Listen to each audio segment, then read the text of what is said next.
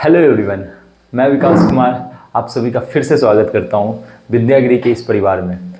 यहाँ पर हम आपके लिए लेकर के आए हैं ग्रेड 10 का ऑनलाइन क्रैश कोर्स और आज की इस वीडियो में हम आपके लिए लाए हैं मैथ्स का थेल्स प्रमेय। थेल्स प्रमेय बहुत इंपॉर्टेंट है, बहुत महत्वपूर्ण है।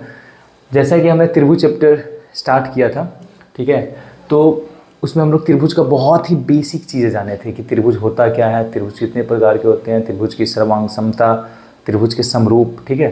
तो लेकिन ग्रेड 10 में, क्लास 10th में आपके सिलेबस में त्रिभुज की समरूपता पे ज़्यादा सवाल बनते हैं, उसी से जुड़े हुए सवाल आते हैं। तो एक बार देख लेते हैं कि त्रिभुज की समरूपता का जो एकदम आधारभूत चीज़ है जिसको जानना बहुत ज़रूरी है वो क्या है, ठीक है। तो त्रिभुजों की समरूपता के दो नियम हैं कि ये दो नियम जब होंगे तभी त्रिभुज समरूप होंगे, ठीक है। तो दो त्रिभुज कब समरूप होंगे, ठीक है। तो दो त्रिभुज तभी समरूप होंगे जब संगत कोण बराबर होना चाहिए और संगत भुजाएं समानुपाती होनी चाहिए। ये चीज़ हम पिछले वीडियो में भी बताया है, लेकिन एक बार फिर से रिपीट कर रहे हैं ताकि ये चीज़ ध्यान रहना चाहिए। क्या चेक करना है? संगत कोण बराबर होना चाहिए। मानिए हम यहाँ पर दो त्रिभुज बनाए हैं, एक मान लीजिए ये है, ठीक है, और दूसरा मान लीजिए ये है।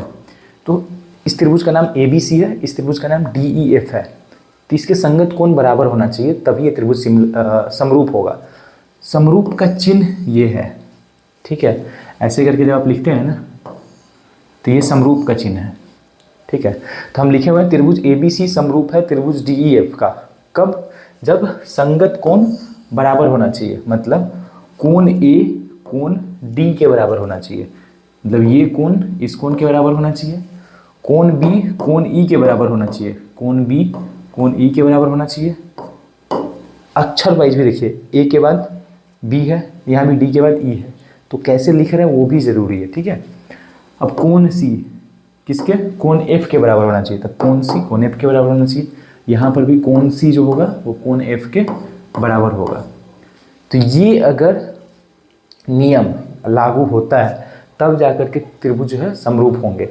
उसके साथ साथ एक और चीज़ है जिसको आप देख कर बता सकते हैं, वो है संगत भुजाएं समानुपाती होना चाहिए, ठीक है। मतलब AB बटा में D, इसका जो संगत भुजा होगा पहला दो अक्षर का, इसके संगत, इस भुजा के संगत होगा वो, ठीक है। तो इसका जो अनुपात होना चाहिए AB बटा में D, वो बराबर होना चाहिए AC बटा में DF के, और वो बराबर होना चाहिए BC बटा में EF के, ठीक है। AC फर्स्ट और थर्ड अक्षर है यहाँ पर भी फर्स्ट और थर्ड लेंगे DF। यहाँ पर BC अंतिम का दो है, यहाँ पर भी EF हम लोग अंतिम का दो लेंगे। तो मेरा मानना है कि ये चीज़ क्लियर हो गया होगा कि संगत भुजा किसको कहते हैं, ठीक है, और संगत कोण किसको कहते हैं, ठीक है। संगत कोण जो पहला अक्षर लिख रहे हैं, अगले त्रिभुज का पहला अक्षर वो होगा, वही उसका संगत कोण है। संगत भुजा पहला दो भुजा, अगर इस अक्षर अगर ले रहे हैं, एक भुजा बन रहा है AB, तो इसका भी पहला दो अक्षर वाला भुजा लेंगे, ठीक है। अगर अंतिम दो ले रहे हैं तो अंतिम दो लेंगे, तो उसका अनुपात संगत भुजाओं का अनुपात होगा, ठीक है। अब हम लोग आ जाते हैं अपना, ये प्रश्नावली हमने आपको दिया था, बहुत ही आसान है कि सभी वर्ग क्या होते हैं, समरूप होते हैं। सभी त्रिभुज क्या आती है, सब कौन सा त्रिभुज, समबाहु त्रिभुज। तो इसको आप देख लीजिएगा, मेरा अनुमान है कि आप कर लिए होइएगा, ठीक है। अब हम आते हैं कोर्स के बारे में, मैंने पहले ही बता दिया है। अभी ये कोर्स लाइव चल रहा है, मतलब अगर आप अभी भी चाहें तो बाई कर सकते हैं, ठीक है। नवंबर से हम लोग नवंबर 10 से बंद कर देंगे इसको बेचना, क्योंकि उसके बाद से सिलेबस को सबके लिए कंप्लीट होना चाहिए। पर अगर अभी तक आपने बाई नहीं किया तो मैं कहूँगा विद्यागिरी ऐप इंस्टॉल कीजिए प्ले स्टोर पर जाकर और इस कोर्स में इनरोल कीजिए। मात्र 999 रुपये में आपके लिए हम लेकर के आए बेहतर से बेहतर ऑफर, ठीक है। ना सिर्फ पढ़ाई के बाद आगे क्या करना है, इस परिवार से जुड़िए और अपने कैरियर को एक अच्छे से अच्छे उपलब्धि तक पहुंचाइए, ठीक है। अच्छा से अच्छा पद हासिल कीजिए। तो उस परिवार से जुड़ने के लिए इस कोर्स में इनरोल कीजिए, ठीक है। तो शुरू करते हैं थेल्स प्रमेय बिना किसी देर का। तो थेल्स प्रमेय क्या कहता है? तो जो अनुपात आप देखे हैं कि संगत भुजाएं समानुपाती होनी चाहिए, वो किसने बताया? वो बताया हमारे महानुभाव थेल्स जी ने, ठीक है। तो उन्होंने ही दिया थेल्स प्रमेय। थेल्स प्रमेय क्या कहता है कि यदि किसी त्रिभुज की एक भुजा के समांतर अन्य दो भुजाओं को भिन्न भिन्न बिंदुओं पर प्रतिच्छेद करने वाली रेखा खींची जाए तो वो भुजा जो होगा अन्य दो भुजाओं को एक ही अनुपात में विभाजित करेगी। समझे? इसको ना हम एक चित्र से समझने का कोशिश करते हैं। ठीक है, एक चित्र बनाते हैं। त्रिभुज कहाँ है? तो त्रिभुज बना लिए ABC। ठीक है, अब कह रहा है कि एक रेखा खींचने के लिए यदि किसी त्रिभुज की एक भुजा के समांतर कोई रेखा खींची जाए। ठीक है, तो एक भुजा को हम लोग ये BC मान लिए। ठीक है, इसके समांतर अगर कोई रेखा खींचेंगे वो हो जाएगा DE। ठीक है, DE। अब DE जो है एक समांतर भुजा है, इसको जब खींचेंगे तो क्या कह रहा है कि अन्य दो भुजाएं कौन होगा? AB और AC, इसको बराबर अनुपात में विभाजित करेगी। मतलब AD बटा में DB बराबर होगा AE बटा में EC। इस प्रमेय का यही मतलब है कि अगर एक भुजा के समांतर एक रेखा खींची जाए तो अन्य दो भुजाओं को एक ही अनुपात में विभाजित करेगी। अब इसको हम लोग करते हैं, सिद्ध करते हैं। ठीक है, तो किसी भी प्रमेय को सिद्ध करने का 4 कदम है, 4 स्टेप है। ठीक है, क्या क्या स्टेप है? पहला स्टेप है क्या दिया हुआ है उसको लिखना। दूसरा है आपको क्या चीज़ सिद्ध करना है। तीसरा है आपको रचना, अगर किसी रचने की ज़रूरत है, लंब खींचना है, कोण को बराबर भागों में बांटने वाली रेखा खींचनी हो वो। और चौथा है उत्पत्ति मतलब उसका पुष्टिकरण, कैसे उसको सिद्ध करते हैं वो। ठीक है, तो उसको लिख लेते हैं। पहला स्टेप है आपको होता है, क्या होता है? क्या दिया हुआ है। ठीक है, तो दिया है, जो दिया हुआ है वो लिखना है। दूसरा स्टेप होता है सिद्ध करना, क्या चीज आपको सिद्ध करना है वो लिखना। तीसरा है रचना।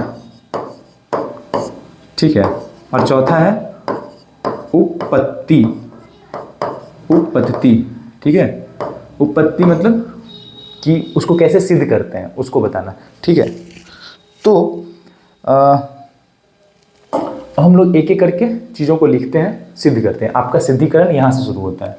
ठीक है, तो एक त्रिभुज बनाते हैं प्यार से ABC, इसका हमने कर दिया नामकरण।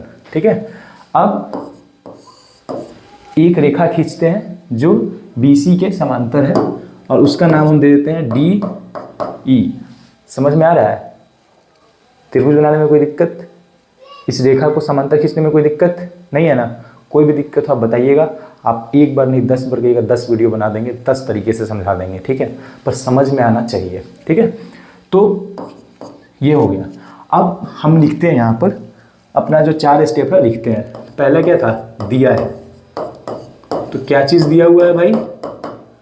कि एक भुजा के समांतर एक रेखा खींचनी है, ये दिया हुआ है। ठीक है, तो मतलब D जो है अपना, अच्छा हाँ, जब लिख रहे हैं ना तो जो एग्जामिनर है उसको तो नहीं पता ना आपने कौन सा त्रिभुज बनाया, क्या नाम दिया, तो उसको लिख देना जरूरी होता है। ठीक है, तो त्रिभुज ABC में, ठीक है, क्या दिया हुआ है? DE समांतर है BC का, ये दिया हुआ है।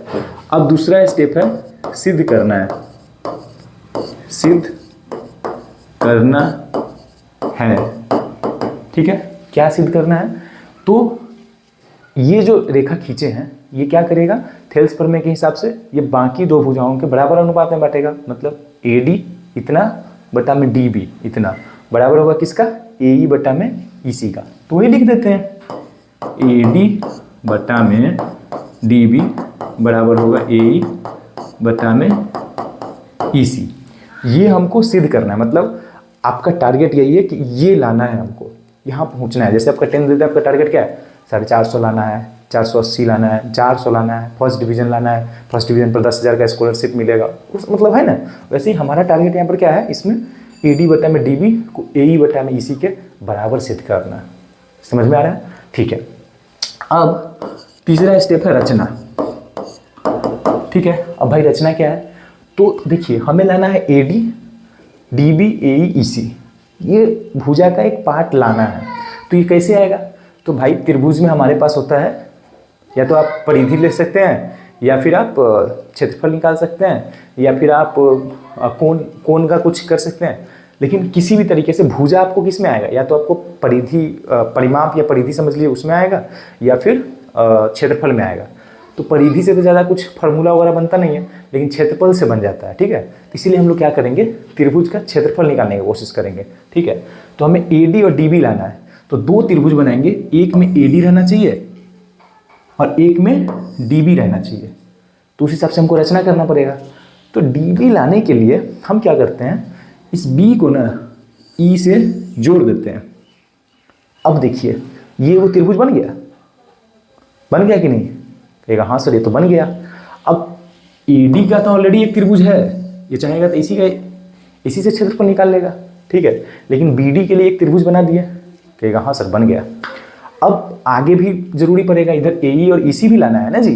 तो AE के लिए भी अपना पास एक त्रिभुज है, लेकिन EC के लिए तो है ही नहीं, कहेगा EC के लिए है सर ECB, वो है ठीक है। लेकिन हमको क्या करना है, त्रिभुज के क्षेत्रफल में आधार और ऊंचाई दोनों चाहिए, और ऊंचाई लंब होता है, ठीक है। तो वो लंब खींचने के लिए यहाँ से लंब खींचना अलग हो जाएगा। हम क्या काम करेंगे, एक कॉमन लंब खींचते हैं जो दोनों में बराबर हो, समान हो। इसीलिए हम क्या करते हैं, इसको भी जोड़ देते हैं, ठीक है। अब हम कहें कि लंब खींचने की जरूरत है, ठीक है। तो यहाँ पर AD पर भी एक लंब लाना पड़ेगा, और BD के लिए भी एक लंब लाना पड़ेगा, AE के लिए लाना पड़ेगा, EC के लिए लाना पड़ेगा। इसलिए 4 लंब लाने की जरूरत नहीं, सिर्फ 2 ही लंब लाना पड़ेगा। कैसे, हम क्या करते हैं, एक AD पर एक लंब ला देते हैं, ये इसका नाम दे देते हैं N मान लीजिए, ठीक है। एक AE पर या फिर AC पर एक लंब ला देते हैं M, ठीक है।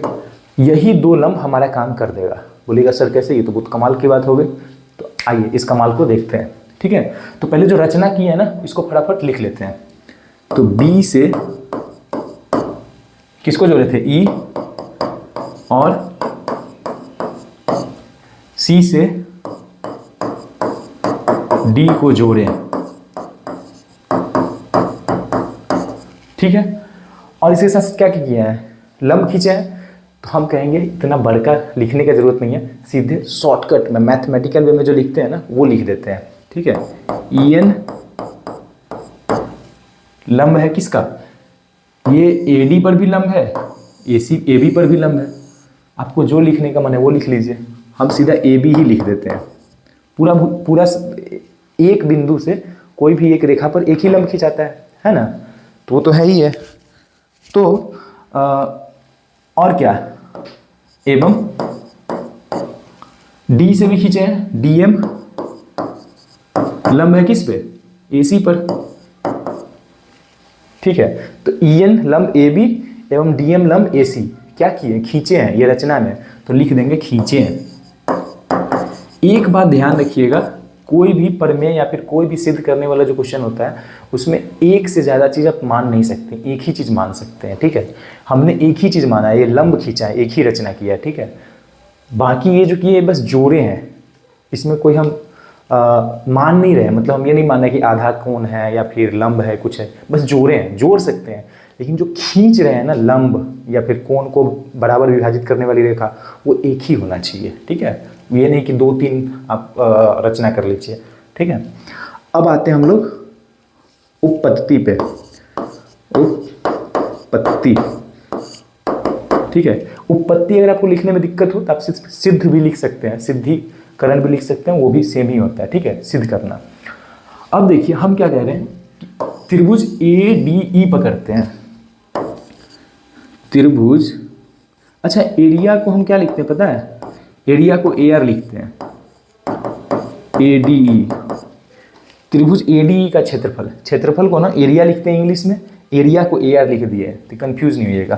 तो त्रिभुज ADE का जो क्षेत्रफल है वो क्या होगा, हाफ गुने, त्रिभुज का क्षेत्रफल क्या होता है बताइए सब लोग, हाफ गुने आधार गुने ऊंचाई, ठीक है। अब हाफ ADE में आधार क्या है, हम बोले थे आधार लेंगे AD, ठीक है। तो आधार हो गया AD, ऊंचाई क्या है, कहेगा सर इस आधार के लिए ऊंचाई जो है EN एगो लंब दिख रहा है, तो EN एक ऊंचाई हो जाएगा, है कि नहीं, तो हो गया EN, इसको कर देंगे समीकरण 1। अब हम क्या करेंगे, देखिए हम जो भी चीज़ बता रहे हैं एकदम संक्षेप में बता रहे हैं ताकि आपको ज़्यादा लिखने का जरूरत न पड़े और परीक्षा के समय में भी आसानी से हो जाए, ठीक है। अब क्या करेंगे, एरिया हमको क्या लाना है, ये वो डीबी भी तो लाना है ना जी। तो डीबी लाने के लिए क्या करेंगे, यहीं से लंब होना चाहिए, तो ये बिंदु तो होना ही चाहिए, साथ में ये भी रेखा होना चाहिए। तो इसको लेकर के कौन सा त्रिभुज बन रहा है, DBE बन रहा है कि नहीं जी, क्योंकि ई से ही लंब आया हुआ है, तो लंब लाने के लिए तुमको ई को तो रखना ही पड़ेगा, ठीक है। तो DBE त्रिभुज लेंगे। तो त्रिभुज लेने में कंफ्यूज बिल्कुल नहीं होना है आप, ठीक है। यहाँ पर बच्चों को कन्फ्यूजन होता है, मेरा मानना है कि अब वो कन्फ्यूजन नहीं होगा, ठीक है। तो त्रिभुज DBE, ठीक है। इसका क्षेत्रफल क्या होगा, हाफ गुने आधार क्या है, आधार कहेगा सर DB, ठीक है। लंब क्या है, कहेगा सर लंब तो आप बताए किए हैं कि ई से जो लंब है EN वही लंब होगा, क्योंकि एक भुजा पर एक बिंदु से एक ही लंब होता है। कैसे, आप मान लीजिए आपके घर का जो पंखा है वहाँ से देखिएगा और वहाँ से लंब क्या होगा, एकदम परपेंडिकुलर लंबवत जो दूरी होता है वो एक ही होगा। आपका नीचे वाला जो घर है वो कहीं तक जाए, है कि नहीं, फर्श कहीं तक जाए, लंब उस पंखे से एक ही लंब होगा। लंब क्या होता है, सबसे कम दूरी, सबसे कम दूरी एक ही जगह होगा, सब जगह तो होगा नहीं। तनका इधर से इधर होइएगा तो वो बड़ा बन जाएगा, है कि नहीं, उसके लिए आपको ज़्यादा दूरी हो जाएगी। तो इसीलिए लंब एक ही होता है, तो इसीलिए लंब एक ही होगा EN। समीकरण 1 का 2 हो गया, ठीक है। हाँ सर यहाँ तक तो समझ में आ गया, समझ में आ रहा है कि नहीं, ठीक है। अब क्या करेंगे, समीकरण 1 को समीकरण 2 से भाग दे देंगे। लिखना बहुत सिंपल है, देखिए समीकरण 1 विभाजित हो रहा है समीकरण 2 से, इतना ही लिख दीजिएगा, बात खत्म, ठीक है। अब हम क्या कर सकते हैं, इसको नेक्स्ट स्लाइड में लिख दें। चलिए यहाँ पर एक छोटा सा इसको कर लेते हैं, बाकी नेक्स्ट में ले जाएंगे कि एरिया त्रिभुज ADE बटा में एरिया त्रिभुज DBE, ठीक है।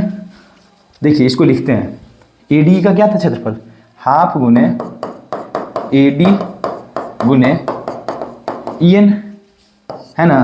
और DBE का क्या था, हाफ गुने DB गुने EN, यही था ना जी, हाँ यही था। अब देखिए हाफ से हाफ कट जाएगा, EN से EN कट जाएगा, बचेगा क्या, AD और DB। तो ये बचेगा AD बटा में DB। कहिएगा सर ये तो बहुत अच्छी बात हो गई, हमको आ गया AD बटा में DB, अब बस हमको लाना है AE बटा में EC। देख लेंगे दोनों को कंपेयर करके, ठीक है, बस वही यही इतना सोचना है, ठीक है। चलिए नेक्स्ट स्लाइड में चलते हैं, 1 मिनट लगेगा, फटाफट बना लेते हैं डायग्राम, इससे हो जाएगा हमारा काम आसान, ठीक है। हम क्या किए थे, B से E को जोड़े थे और D से C को जोड़े थे, D से एक लंब खींचे थे M और E से एक लंब खींचे थे N। वाह सर, ऐसे करने से तो हमको भी याद हो जाएगा, बस आप भी ऐसे ध्यान रखिएगा।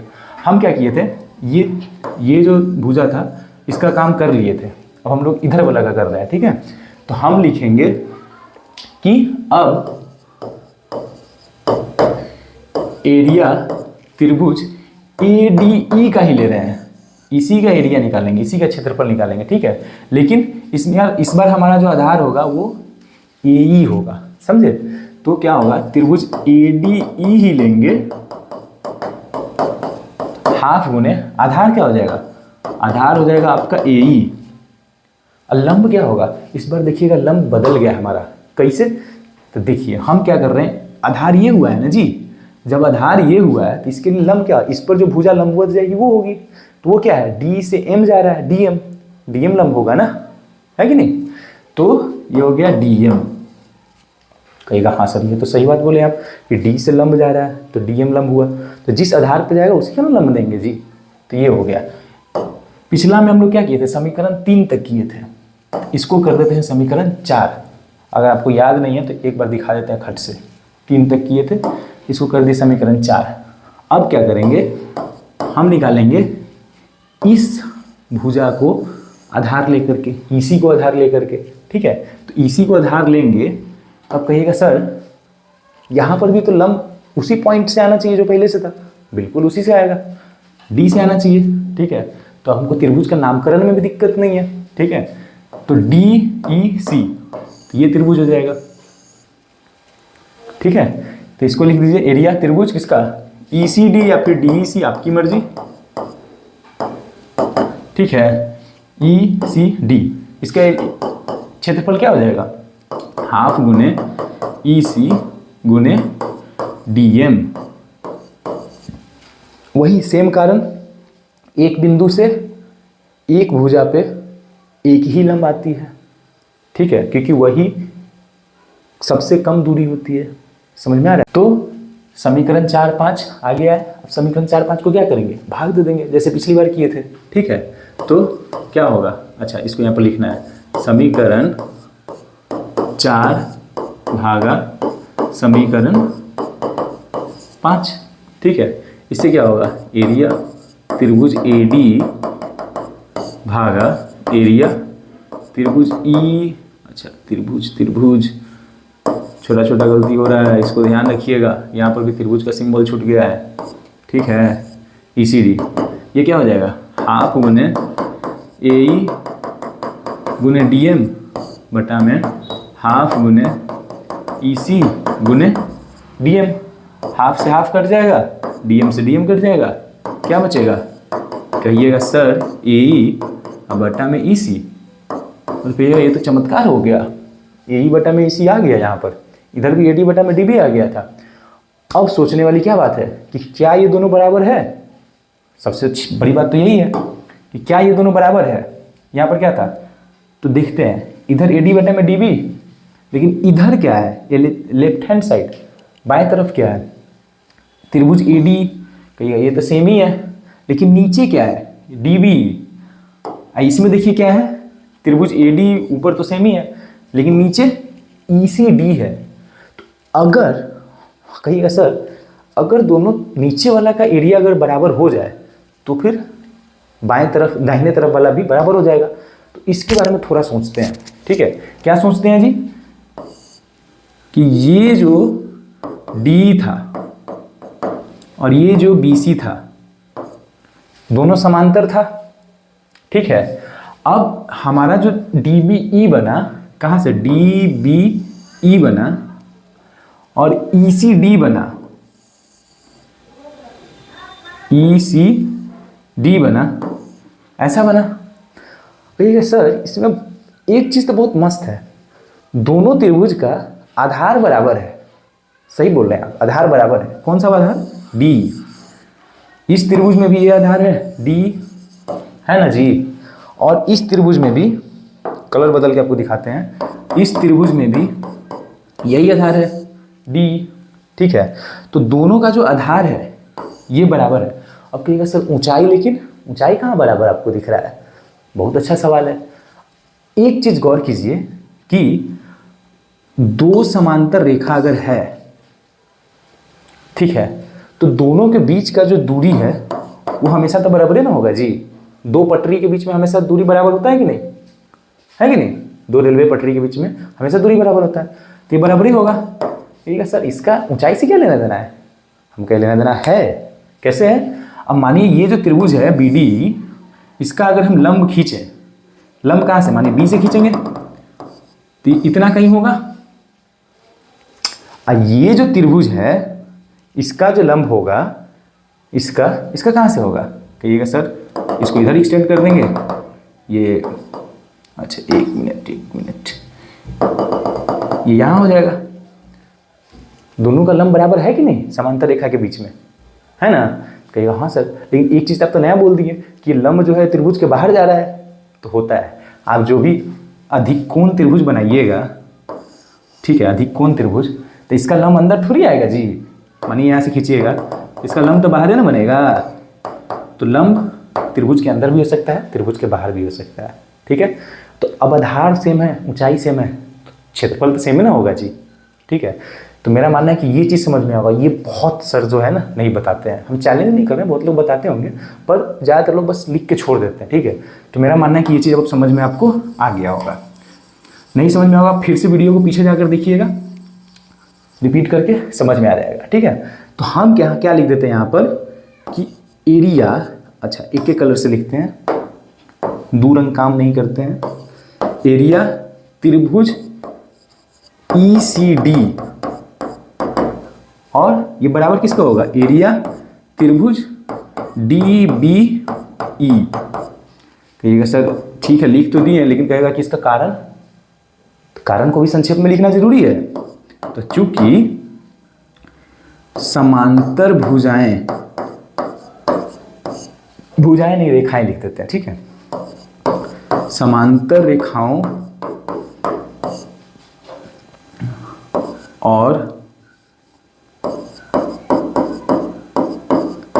एक ही आधार पर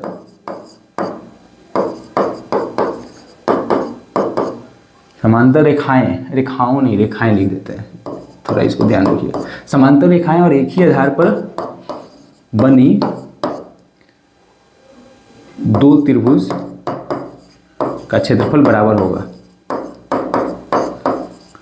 क्षेत्रफल बराबर होता है, ठीक है। ये भी लिख सकते हैं, या फिर आप इतना लिख सकते हैं कि समांतर रेखाएं और एक ही आधार पर बनी हुई दो त्रिभुज है, ठीक है। पर हम क्षेत्रफल बराबर होता है पूरा लिख दिए, आप भी खुश हम भी खुश, ठीक है। अब ये लिख दिए, अब कहिएगा सर ये तो लिख दिए, हम क्या करते हैं इसको लिखते हैं, ठीक है। समीकरण 6 से, समीकरण 6 से हम क्या लिख सकते हैं कि एरिया त्रिभुज ADE बटा में ECD किसके बराबर है, DBE के बराबर है। तो उसके बदले में हम DBE लिख दे सकते हैं कि नहीं, लिख सकते हैं कि नहीं जी, बिल्कुल लिख सकते हैं। चलिए आप लोग कहने पर लिख रहे हैं, ठीक है। DBE, घबराने की जरूरत नहीं है, हमने अभी इसको सही लिखा है, ठीक है। बराबर इधर तो यही था AE बटा में EC। अब कहिएगा सर तो लेफ्ट हैंड साइड जो है इस समीकरण 3 के बराबर आ गया, समीकरण 3 का भी जो लेफ्ट हैंड साइड है यही है बाएं तरफ का, त्रिभुज AD बटा में त्रिभुज DB, मतलब इसका इसके जगह पर हम इसको लिख सकते हैं, है कि नहीं। तो बस उसको लिख देंगे, क्या लिख देंगे, इसके जगह पे हम लिख देंगे AD बटा में DB बराबर हो जाएगा किसका, AE बटा में EC। अब कहिएगा सर हम तो ये लिख दिए, लेकिन जो सर चेक कर रहे हैं उनको कैसे पता चलेगा कि हम ये लिख दिए। तो उसके लिए लिखने का जरूरी है, क्या लिखने का जरूरी है, कहाँ से आया है, समीकरण 3 से। तो जो सर होंगे जो मैम होंगी वो जाकर देखेगी, अच्छा समीकरण 3 में ये जो है एरिया ऑफ त्रिभुज AD, एरिया ऑफ त्रिभुज DB बराबर है AD बटा में DB, ठीक है। तो वो पीछे जाकर देखेंगे, कहेंगे हाँ ये तो यहाँ से सेम है, तो यहाँ से बच्चा हमारा लिखा है, तो हो गया, ठीक है। तो बस लास्ट में लिख दीजिए, अतः AD बटा में DB बराबर AE बटा में EC इति सिद्धम, ठीक है। तो ये सिद्ध हो गया।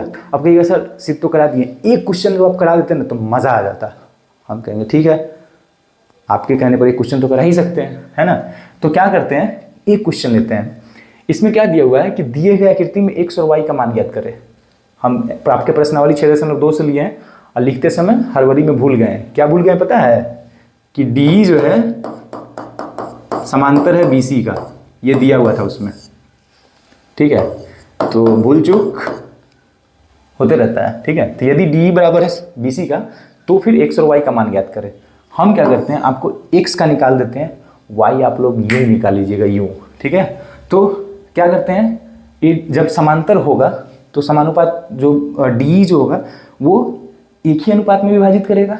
हम लोग ये जान चुके हैं, 3 बार नहीं 10 बार जान चुके हैं बस। तो इसके बदले क्या लिखना है, सीधा लिखना है AD बटा में DB बराबर होगा AE बटा में EC, मतलब ये बटा में ये बराबर ये बटा में ये। यहाँ पर भी देखिएगा क्या होगा, ये बटा में ये बराबर में ये बटा में ये। जो रेखा है वो जो दो पार्ट में बांट रहा है, दोनों का अनुपात बराबर लिख देंगे।